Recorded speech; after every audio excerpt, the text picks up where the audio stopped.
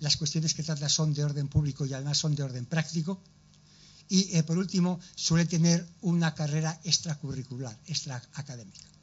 Los autores están fuera, digamos, de los círculos académicos reconocidos. Pues bien, en este caso, Vaz Ferreira sería una de las muestras de contribución a lógica civil, por lo menos según una tesis que publicó no hace mucho María Gracia Núñez, que llama sobre lo que llama la lógica de las discusiones.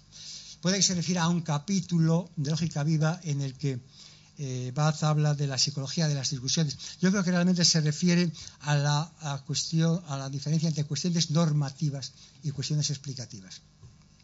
Y resumo muy brevemente: las cuestiones normativas consisten en problemas prácticos de acción o de seguimiento de un ideal. Es decir, se trata de hacer lo preferible, lo indicado o lo debido en cada caso. En segundo lugar, carecen de solución perfecta, o cuando menos carecen de solución única. En tercer lugar, su discusión baraja alternativas que son objeto de comparación y confrontación mediante un examen y evaluación de las ventajas e inconvenientes relativos, es decir, son valores que no se dejan reducir a cuantificación. No hay una métrica de la cuantificación, por ejemplo, como la que quiere proponer Alexi, ¿no? Es decir, para esto supondría que sería precisamente un exceso, una falsa precisión la que se obtendría mediante este tipo. Habría que volver a la metáfora de Leibniz. Leibniz hablaba en este aspecto, contraponía la lógica de los matemáticos a la lógica de los juristas. La lógica de los juristas estaba presidida por la balanza de las razones, trutina rationis. La balanza lleva ponderando los distintos argumentos en pro y en contra. El problema es cuando hay que ponderar las balanzas. Quiero decir que dentro de una balanza puede ser criterio moral. Entonces se ponderan si es más fiable este tipo de carácter moral o no, por ejemplo, respecto del aborto. Pero hay otra balanza, que es la balanza terapéutica o médica. Hay otra balanza, que es la balanza social y psicológica. Bueno, ¿y ahora qué balanza de balanzas tenemos? Si alguien la encuentra, que lo comunique inmediatamente, porque hay gente realmente desesperada buscando.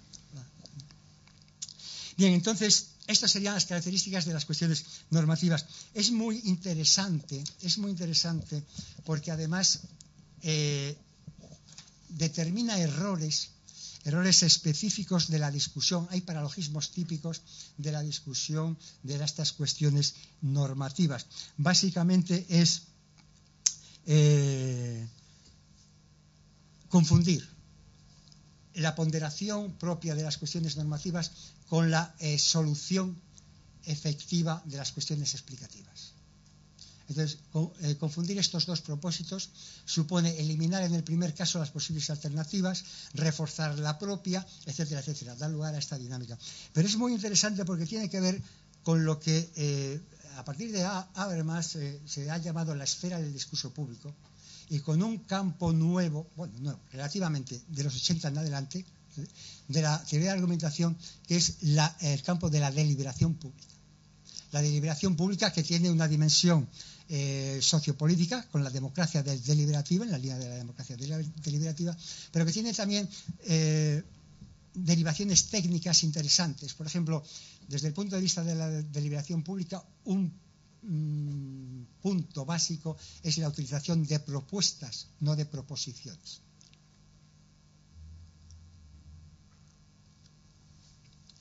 Las proposiciones pueden ser verdaderas o falsas.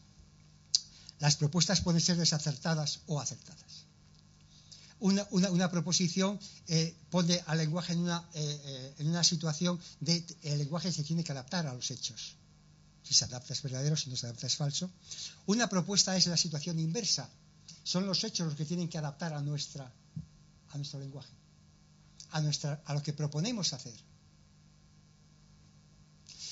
De aquí se sigue una consecuencia. En las proposiciones, si alguien dice la verdad, lo que dicen lo contrario, están en un error. En las propuestas, si alguien hace una propuesta acertada, los que proponen otra cosa no por eso es desacertada. Entonces la cuestión se tiene que discutir en términos más finos, más ponderados. Es decir, todo esto sería un campo muy interesante, que no quiero decir que lo haya descubierto Baz Ferreira.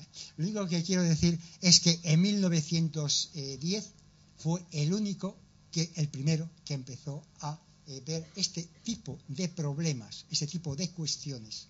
Esto no es una contribución teórica, pero sí es una contribución heurística. Interesante. Bien, con esto paso a la contribución más importante desde el punto de vista de esta charla, naturalmente, que sería la idea de paralogismo.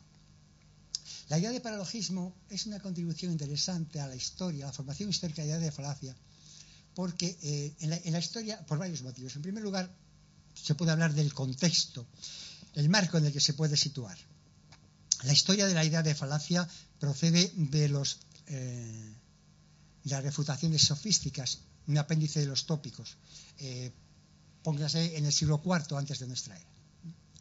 Bien, desde entonces hasta acá ha habido multitud de contribuciones distintas, se ha ampliado mucho el campo de las falacias, han aparecido falacias políticas, por ejemplo, que se ignoraban hasta el siglo XVIII, falacias que tienen lugar en el Parlamento, eso para parlamentarios, etc. Ha habido otro tipo de falacias que tienen que ver, o marcos de constitución de falacias, que tienen que ver con la comunicación social y la discusión de asuntos públicos, que también es de hace poco, etcétera, etcétera. Gracias a los abogados conocemos todo el problema que tiene que ver con el uso correcto o no incorrecto de la carga de la prueba. Es decir, que son distintas incorporaciones, naturalmente que ha tenido historia la idea de falacia. Pero hay dos orientaciones o tradiciones principales. A una la voy a llamar analítica y a otra naturalista. La tradición analítica es la tradición que considera que las falacias son errores discursivos, son malos argumentos. Es decir, desde el punto de vista analítico, una falacia empieza por ser un argumento, básicamente, o tiene lugar en el contexto de una argumentación. Y es un vicio argumentativo. Entonces importa mucho la sanción normativa de ese tipo de vicio. E importan las reglas que determinan si hay una violación o no de los criterios que determinan la buena argumentación. Desde el punto de vista naturalista, un representante podría ser Bacon, y la idea de ídolo de Bacon sería uno de los casos de esta tradición naturalista. Las falacias vienen a ser errores cognitivos antes que discursivos, no necesariamente en un contexto argumentativo, también. Es decir, a cierto punto, y los intereses son más descriptivos y explicativos de cómo se generan, porque las falacias no solo son errores, sino fuentes de error en este planteamiento. Entonces, aquí importa los factores que describen y explican, o tratan de explicar, cómo se formulan, más que las reglas que sancionan el uso correcto o incorrecto. Es decir, estas dos tradiciones no quiero decir que sean tradiciones incompatibles. En casi todos los autores se dan las dos, pero en unos pesa más una que otra. En Baz Ferreira claramente pesa más la tradición naturalista o la orientación naturalista que la. Tampoco quiero decir que la asuman conscientemente. Es una descripción ética, no es una descripción del observador. En ese sentido. Por ejemplo, la pragmadialéctica, una teoría muy conocida, actualmente teoría de la argumentación, sería claramente analítica respecto a las falacias, no naturalista. Bien, entonces, dentro de este contexto, ¿qué significa la idea de paralogismo? Bueno, la idea de paralogismo, en principio, es una idea original en la medida en que, bueno, sí es cierto, se inspira más inmediatamente en las llamadas falacias de confusión de Stuart Mill. Es decir, Stuart Mill distingue 5 tipos de falacias y en la quinta es el cajón desastre, donde introduce todas las que no le caben en los cajones anteriores y las llama falacias de confusión. Bueno, que son las que se deben, a concepciones equívocas, concepciones ambiguas. Baz tiene el detalle de decir que no es una clase de falacias, sino es un modo de caer en el error. Entonces, no designa este es un punto, yo creo que a favor de de Baz Ferreira y en contra del éxito de los catálogos de falacias por Internet. Si ustedes miran falacia en Internet, se encontrarán con catálogos de falacias que, bueno, ya llegan a los 100 y pico. De verdad, es un campo abierto, lo cual quiere decir que se admiten colaboraciones y contribuciones. Si quieren dejar su nombre en una falacia nueva, no hay ningún problema. Pero esto interesa, bueno, y una vez identificada la falacia, ¿qué? Es decir, ¿y qué hacemos con aquellas que no podemos identificar? No que no podemos identificar porque no tenemos nombre o porque... No, que no podemos identificar porque son falacias de una determinada estructura tal que eluden una categorización.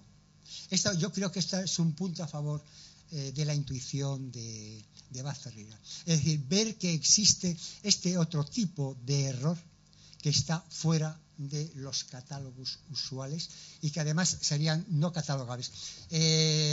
Hay un ejemplo clarísimo, ahora siento no tenerlo, ni haber previsto esto, pero hay una propaganda de Reynolds, de JJ Reynolds, que era una tabaquera estadounidense, en los años 80, que era como respuesta a la campaña anti-tabaco norteamericana, la que naturalmente lo que estaba poniendo de manifiesto era el daño que podía causar el tabaco a la salud, y la contraofensiva de Reynolds es un discurso, son aproximadamente 14 o 15 líneas, dirigido a los jóvenes, diciéndoles, mire, usted joven no debería fumar.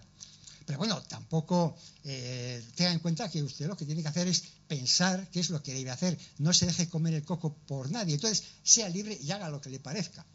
Naturalmente, en este contexto de una industria tabaquera que te recomienda no fumar, pero naturalmente dentro de la libertad y que oculta cuáles son los motivos para no fumar. Es decir, los motivos para no fumar no es ser joven, no es la edad. Es decir, el motivo para no fumar son los problemas de salud, pulmones, etcétera, etcétera. Bien, ¿cómo catalogamos esta falacia? Realmente es un nido de falacias. Es decir, en cierto modo, entonces, la cuestión de la categorización no es tan útil y sí es interesante tener esta perspectiva. El problema es que no tengo palabras porque Baz Ferreira en notas a pie de página suele poner, cuando habla de instinto lógico o instinto empírico o sentido supralógico o hiperlógico, se queja de que el problema es que no tiene, y dice, lamento tener que usar estos términos. En el caso de Baz Ferreira, además, la cosa es más seria porque luego veremos a qué se debía también una limitación interna de por qué tampoco podía dar nombre a estos fenómenos. Bien, esta sería entonces uno de los elementos principales de su originalidad. Otro de los elementos de su originalidad es precisamente lo de buscar una especie de intento de explicación sustancial, casi esencial, de la caída en paralogismos, que es la inadecuación del lenguaje por naturaleza, que es muy fuerte en sus términos y para su estilo, digamos. El lenguaje por naturaleza es incapaz, está condenado a deformar la expresión del pensamiento y naturalmente el pensamiento también está condenado a deformar la expresión de la realidad del pensar fluido y demás. Esa famosa frase de que lo que expresamos es una mínima parte de lo que pensamos y lo que pensamos es una mínima parte de lo que psiqueamos, ¿no? Es decir, de lo que vivimos intelectual, sensitiva y afectivamente. Entonces, en ese sentido, una de las explicaciones realmente da dos explicaciones de generación de las falacias, de generación de errores. Una es precisamente la inadecuación del lenguaje, teniendo en cuenta que, por otro lado, esto no quiere decir que no valore el lenguaje. Es más, en un primer texto que tiene sobre psicología, que luego no quiso incluir en las obras completas, hace una especie de reconocimiento de la necesidad del lenguaje. Es inevitable el lenguaje, lo cual quiere decir que es inevitable caer en el error. Si el lenguaje es naturalmente por naturaleza inadecuado y estamos obligados a utilizar el lenguaje y digamos que estamos obligados hasta cierto punto a incurrir en el error. Esto es profundamente pesimista, pero tiene un aspecto interesante y es algo así como: no se hagan ilusiones, no hay inmunización frente a las falacias. Lo mismo que la metodología de la ciencia clásica llegó a la convicción de que no había un método que condujera al éxito en la construcción científica, en la construcción de teorías científicas, tampoco hay, al contrario, un método que garantice el éxito en la inmunización frente al error. Él mismo es un ejemplo, es decir, cuenta con la ingenuidad y con la retórica ingenua. Vamos a dejarnos de ingenuidad porque no era tan ingenuo. Con la retórica ingenua que es propia de él, cuenta cómo, buscando en un libro que había señalado un error que había descubierto en Moral para Intelectuales, va a buscarlo al cabo de los 2 días y no encuentra ese, pero encuentra otro que se le había pasado por alto. Es decir, que como incluso las personas que podemos decir más sensible en cierto modo o más interesada en sensibilizarse frente al reconocimiento del error, sin embargo tiene que repasar y revisar para reconocer errores. Entonces, por eso el tratamiento del conocimiento de los errores es delicado, es una cuestión delicada y compleja, que lo que exige son principalmente técnicas, digamos, de cautela, más que reglas efectivas y demás. Entonces, de lo que se trata es sobre todo de prestar atención a los modos como se suele caer en paralogismos y después en adoptar cautelas correspondientes más o menos a esa experiencia que hemos tenido, aunque esas cautelas solo nos deben, a la medida de lo posible, evitarlos. También aquí hay un apunte al instinto empírico, al instinto lógico, etcétera, que se puede entender algo así como al olfato. El olfato crítico que se adquiere como habilidad derivada, secundaria, de la preocupación por el estudio. Es decir, el estudio el análisis lógico de las falacias, etcétera, puede no deparar un método efectivo, pero sí puede deparar habilidades secundarias. Habilidades secundarias como sensibilidad frente a olfato frente a... Es muy importante el olfato. Los matemáticos en particular, hay un matemático que el mejor matemático parece griego antiguo, es Arquímedes, y destacaba no por su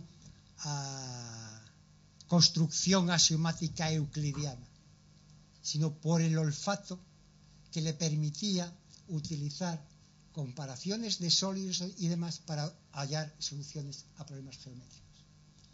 Entonces, es decir, se le llama olfato en el sentido de que para racionalizar eso como una demostración correcta necesitaba cálculo infinitesimal que naturalmente del que no disponía, es decir, solo se dispuso a partir del 17, pero las soluciones son correctas. Bien, pues este tipo de olfato es el que parece que se podría adquirir con este tipo de preocupación. Entonces, naturalmente, esto no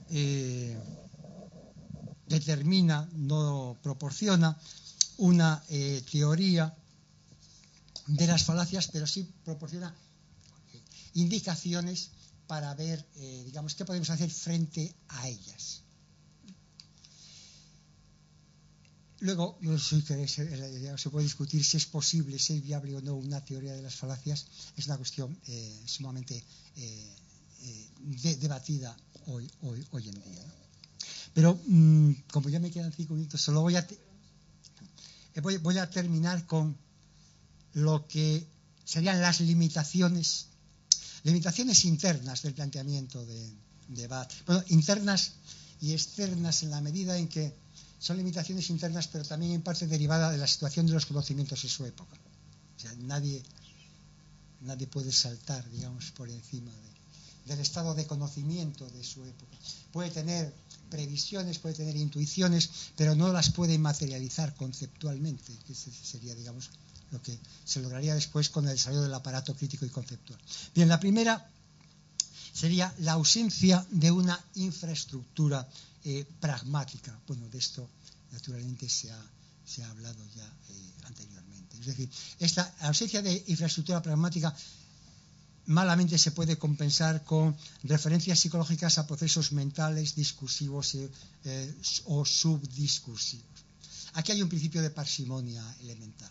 Primero hay que tratar de explicarlo lingüísticamente, discursivamente, en el terreno en el que se producen las falacias, antes de saltar inmediatamente a estados confusos de mente, etcétera. No, primero vamos a ver, usted está utilizando determinado lenguaje, qué estructura tiene ese lenguaje, cuál es la situación conversacional en que se mueve y qué es lo que determina entonces la aparición de estas falacias. Aquí hay un problema, que es un problema, el problema de las falacias en el sentido es similar al problema de la mentira. Hay un texto de una obra de Eurípides, no recuerdo ahora exactamente cuál es, pero vamos, el texto es indiferente. Se trata de lo siguiente: Teseo se lamenta, dice, ¿quién pudiera reconocer las palabras falsas como a veces se pueden reconocer los falsos amigos? Para reconocer los falsos amigos puede haber criterios que distingan al amigo verdadero del falso. Pero ¿quién puede distinguir la palabra verdadera de la falsa? La palabra es la misma. La palabra que dice la verdad, la palabra que dice la mentira es la misma. Entonces, en muchos casos, el discurso correcto y el discurso falaz es el mismo discurso.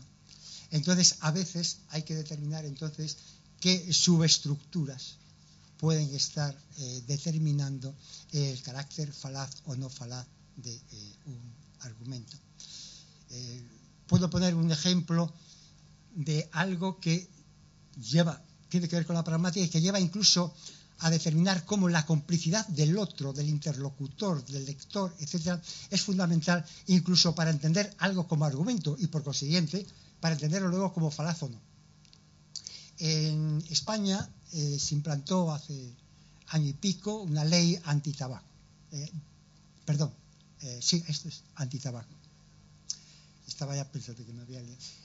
Entonces, un escritor catedrático de literatura de Barcelona conocido, Paco Rico, seguramente conoce por una edición del Quijote, es académico y demás, escribe un suelto en el diario El País, es homónimo del de aquí, que es una diatriba feroz contra la ley antitabaco. Y pone postdata, cito literalmente, PS, no he fumado un cigarrillo en mi vida. A los 2 días empieza a llegar cartas indignadas de lectores diciendo, bueno, este señor lleva fumando desde que tenía 4 años, es decir, no ha dejado de fumar nunca. Es un cara dura, etcétera, etcétera, etcétera, etcétera. Entonces, según esto, vamos a ir por los pasos. Según esto, la postdata forma parte de la argumentación. Es un refuerzo de la argumentación. Es algo así. La argumentación que he dado hasta ahora es tan desinteresada que yo, que naturalmente no fumo, nunca, es decir, he fumado, veo que esta ley antitabaco es absolutamente irracional. Es un refuerzo negativo, en cierto modo, de la argumentación.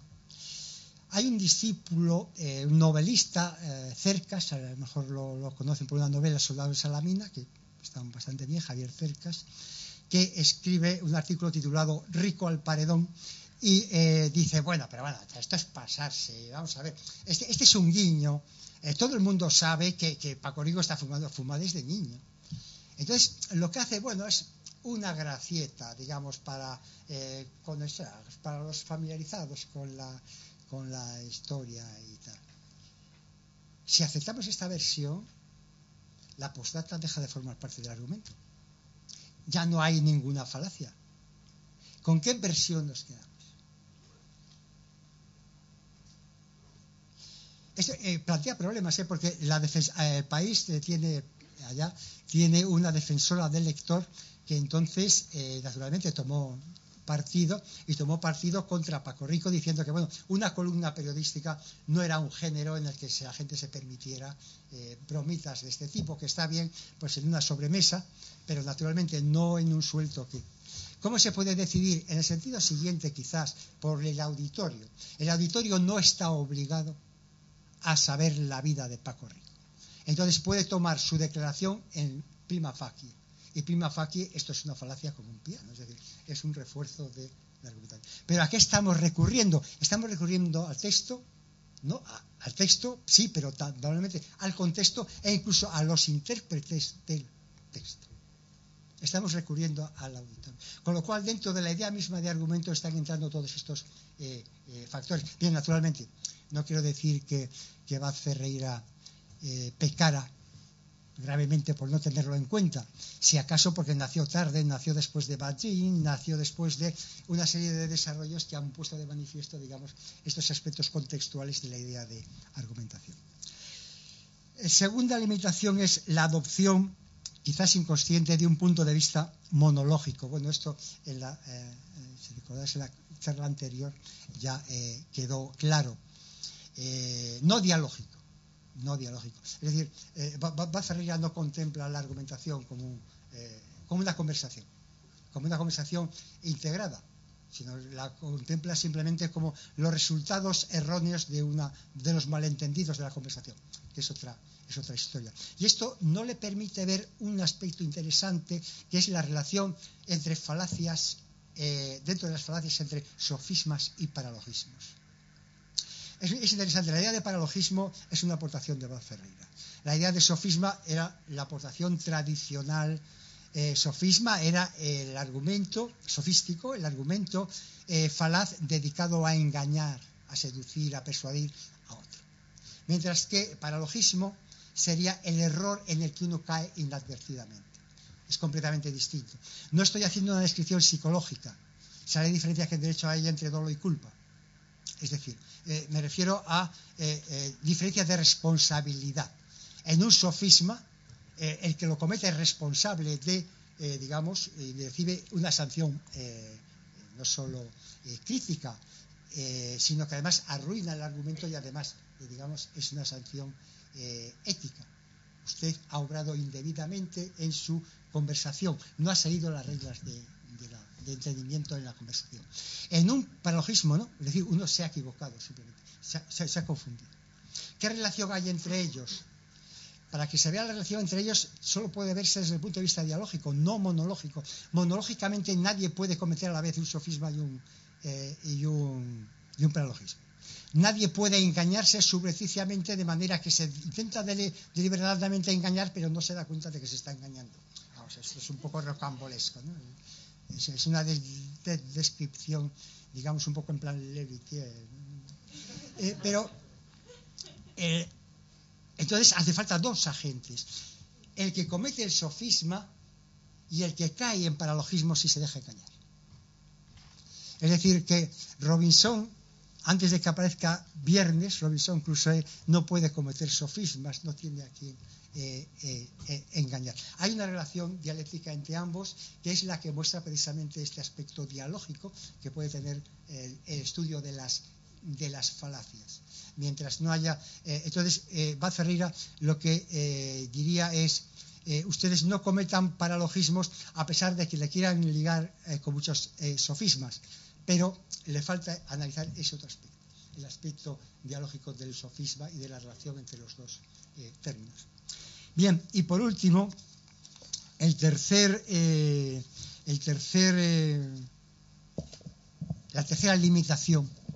La tercera limitación tendría que ver con el papel confiado al talento analítico y al olfato crítico personal, que no puede compensar la falta de base crítica, teórica, etc. Con esto me refiero a que Vaz Ferreira también en este sentido fue víctima de una mala psicología. Disponía de la psicología de la codicia de Bergson, disponía de algunos elementos que había sacado, digamos, del pragmatismo de James, pero naturalmente no podía contar con el desarrollo de las ciencias cognitivas desde 20 años en adelante. Entonces, esto también es una limitación básica para poder, digamos, analizar críticamente el caso de los paralogismos como errores, etcétera, sin incurrir y demás. Bien, este sería más o menos el panorama que les quería plantear. Gracias por su atención.